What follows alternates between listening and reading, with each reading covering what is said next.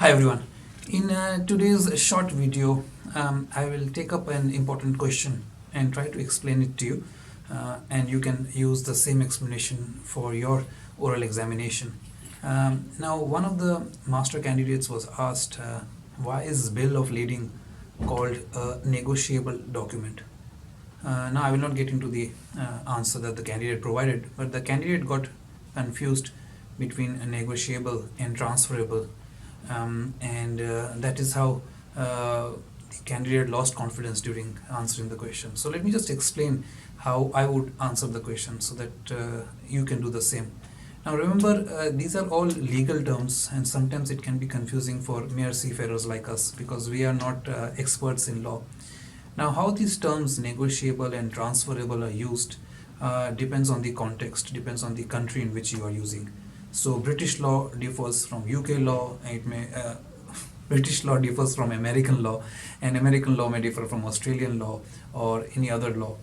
So, depends on where you are giving the exam. So, it's a good idea for you to check up on these terms in the country in which you are giving your exam. So, um, I will try to explain it how I understand it.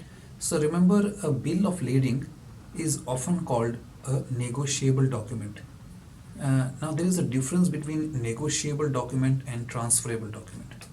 So negotiable document means that you can actually hand over the document to another person by endorsing it and give them more rights than you enjoyed. For example, if I have a certain cargo with me, I have a certain spare part with me, that I'm selling spare parts, and I own the bill of lading for those spare parts, and I'm now selling it to the buyer. When the buyer buys the spare parts and pays me money, I transfer the bill of lading to them, and I can say that they can sell the spare part in whole, or they can also dismantle it and sell it in parts, something like that. So I give them more rights than I enjoyed as the original seller. And this is just an example. All right. So negotiable document means you not only hand over the rights to the another person, but you give them, most likely you give them more rights than the other person. Otherwise, why would they take that? Transferable document means you merely transfer the rights of the goods to another person. So basically, a bill of lading is a document of title. That's how we understand it, right? Now, in your oral examination, if you are asked why is bill of lading called a negotiable document or a transferable document, remember to mention this, that negotiable and transferable are terms which are differently used depending on the country and the law that the country follows. However, the bill of lading is a document of title which gives the holder of the bill of lading the rights to the cargo. But this doesn't mean that if your bill of lading gets stolen, then the person who takes that bill of lading becomes the owner of the cargo. No, it doesn't work like that. So if I am the original owner of the bill of lading, I have to endorse it in your name. It's just like a check, probably a bank check, how it used to work. These days we don't use checks anymore, but I have to endorse it. I have to give that person the rights, that this person also, the person who has taken the bill of lading, also has to show their document of identity. They have to prove that this bill of lading was issued to them.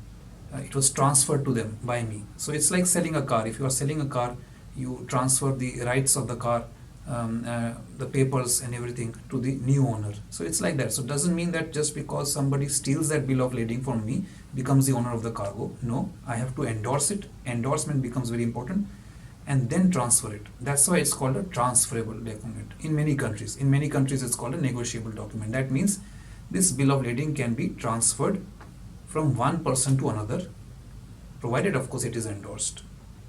So similarly, if I am the seller of the cargo and the buyer of the cargo maybe has a copy of the bill of lading, that will not be enough unless I endorse it by saying that yes, the buyer of the cargo has paid me in full and I'm happy to transfer the rights to the bill of lading, to the buyer. Alright, so that is why the term bill of lading is often associated with negotiable, and transferable. Now there is lots in this. There is it's a complicated area in terms of law and legalities, but we will not go into that.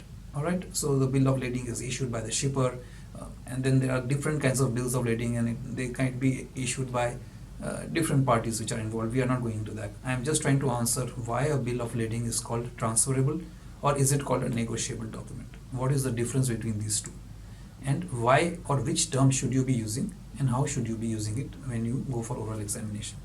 I hope this video helped. If not, please write it in the comment section and let me know what is your doubt, and I will try to clarify it. Alright, thank you for watching today's video, and bye for now.